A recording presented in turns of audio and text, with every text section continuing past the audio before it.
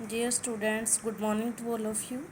पिछली क्लास में हमने लेसन नंबर 1 रीड किया था। इसमें हमने न्यू वर्ड्स आपने राइट कर लिए होंगे कॉपी में, और उसके बाद अब हम आगे लेसन रीड करेंगे। इतिहास के काल के बारे में हमने पढ़ लिया था। अवधियाँ कैसे ज्ञात करते हैं ये भी हमारा हो चुका था। अब हम पढ़ेंगे आधुनिक काल के बारे में। आधुनिक काल यानी कि मॉडर्न पीरियड। सामान्यतः 18वीं शताब्दी को आधुनिक काल का आरंभ माना जाता है, यानी कि 18वीं शताब्दी से आधुनिक काल का हम आरंभ मानते हैं। आधुनिक युग के कुछ लक्षण वैज्ञानिक वृद्धि, औद्योगिकरण और शहरों की वृद्धि इत्यादि हैं। यानी कि जब विज्ञान ने उन्नति की थी, वैज्ञानिक वृद्धि हुई थी, औद्योगिकरण आया था और शहरों का, लोगों का गांव से शहरों की तरफ जब रुझान हुआ था, तब से हम आधुनिक युग का जन्म मानते हैं। ये परिवर्तन सर्वप्रथम 16वीं शताब्दी में यूरोप में देखे गए।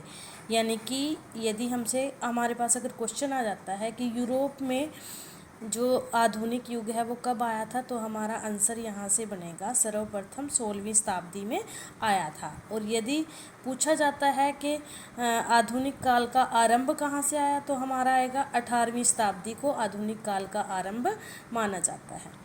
भारत में आधुनिक युग का आरंभ 18वीं शताब्दी में और यूरोप में 16वीं शताब्दी में।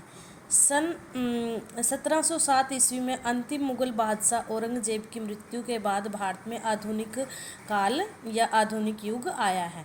आधुनिक युग के स्रोत यानी कि कौन से ऐसे सोर्सेज हैं जिनसे हम मॉडर्न पीरियड के बारे में जानते हैं। तो आधुनिक काल के स्रोतों को हम दो भागों में बांटते हैं। कितने भागों में?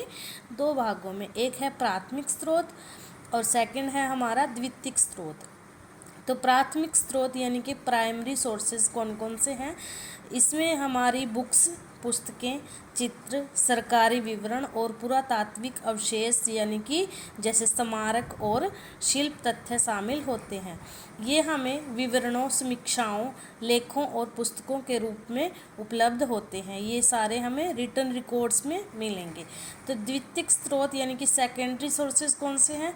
द्वितीयक स्रोत में इतिहासकारों के द्वारा जो बुक्स लिखी जाती थी, पुस्तकें सम्मिलित हैं जो प्राथमिक स्रोत के अध्ययन पर आधारित हैं, और इसमें भी लेख, विवरण, सर्वेक्षण, पुनरावलोकन और स्मृतियाँ, जहाजी अभिलेख इत्यादि शामिल है।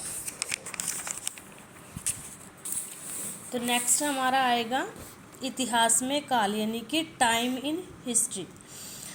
इतिहास में 4 प्रश्न महत्वपूर्ण हैं। एक, क्या हुआ यानी कि कौन सी घटना में क्या हुआ था, कब हुआ था और कहाँ हुआ था और कैसे हुआ था। ये सारी चीज़ें यदि हमें इतिहास का अध्ययन करना है तो हमें इन चीज़ों के बारे में पता करना पड़ेगा कि कौन सी घटना में क्या हुआ, कब हुआ, कहाँ हुआ और कैसे हुआ। हम इससे पहले प्रश्न से सहमत हो सकते हैं, किंतु अन्य 3 प्रश्नों से सहमत नहीं हो सकते। उदाहरण के लिए हम जानते हैं कि भारत में ब्रिटिश शासन रहा है। सभी को पता है भारत में अंग्रेज़ों का शासन रहा है, किंतु क्या हम इसकी एक निश्चित तारीख तय कर सकते हैं? नहीं, क्योंकि हम सही तरह से नहीं जानते कि यह किस प्रकार से आरंभ हुआ, यानी कि अंग्रेज़ किस तरह से भारत में आए। इसकी कोई एक्यूरेट डेट हमें नहीं पता, और इसे विभिन्न क्षेत्रों में फैलने में कितना समय लगा। इसलिए हम इस प्रकार के प्रश्नों का इतिहास में सही उत्तर नहीं दे सकते, यानी कि सिर्फ हम उसका अंदाज़ा बता सकते हैं। आधुनिक काल की समय अवधि यानी कि time line of modern period. तो भारत में आधुनिक काल का प्रारंभ 18वीं शताब्दी से सन 1707 में अंतिम मुगल बादशाह जो औरंगजेब थे, उनकी मृत्यु के बाद से माना जाता है। ऐसे ही यूरोप में कब से माना जाता है? 16वीं शताब्दी से। इस समय पुरानी शक्तियां कमज़ोर पड़ चुकी थी और भारत के राजनीतिक पटल पर नई शक्तियों का विस्तार होने लगा था। जैसे मराठा, सिख, पठान, राजपूतों ने अपनी शक्तियों का प्रसार किया, यानी कि जो पुरानी शक्तियां थी, अंग्रेज जो हैं उस टाइम पे क्या हो गए थे?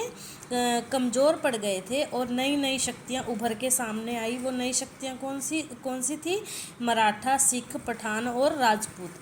बहुत सी विदेशी शक्तियां जैसे पुर्तगाली, डच और अंग्रेज और फ्रांसीसी भी भारत में उस टाइम पे आए थे, और उन सभी ने भारत की सरजमीन पर अपना, यानी कि भारत की जो भूमि है उस पर अपना राज्य स्थापित करने का प्रयास किया। और अंग्रेज़ जो हैं एक तरह से व्यापार करने के लिए भारत में आए थे और धीरे धीरे उन्होंने भारत पे अपना शासन ही स्थापित कर लिया था।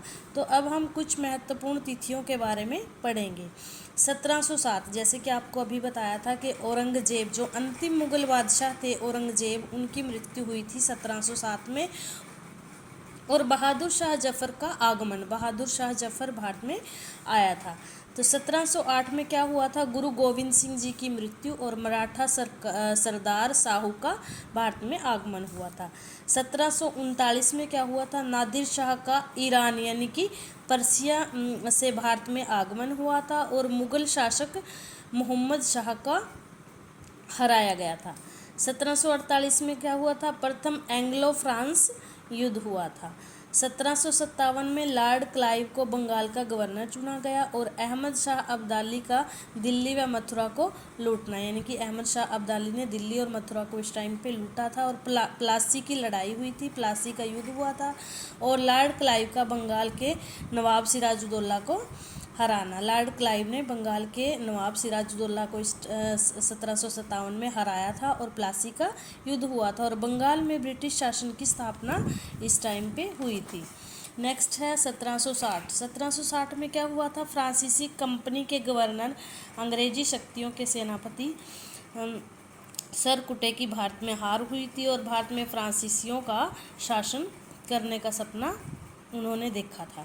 1761 में क्या हुआ था, पानीपत का तीसरा युद्ध हुआ था और अहमद शाह का मराठों को हराना और हैदर अली का उदय हुआ था, यानी कि अहमद शाह ने मराठों को इस टाइम पे हराया था और हैदर अली भारत में आया था। 1764 में बक्सर का युद्ध हुआ था। 1757 में हुआ था प्लासी का युद्ध, ऐसे ही 1764 में हुआ था बक्सर का युद्ध। और बंगाल में कंपनी के नियमों का दृढ़ीकरण, यानी कि कंपनी के नियम जो है वहाँ पे जोर पकड़ने लग गए थे। और 1765 में क्या हुआ था, मीर जाफ़र की मृत्यु हुई थी और बंगाल, बिहार और उड़ीसा के में ब्रिटिश शक्तियों का विस्तार हो गया था।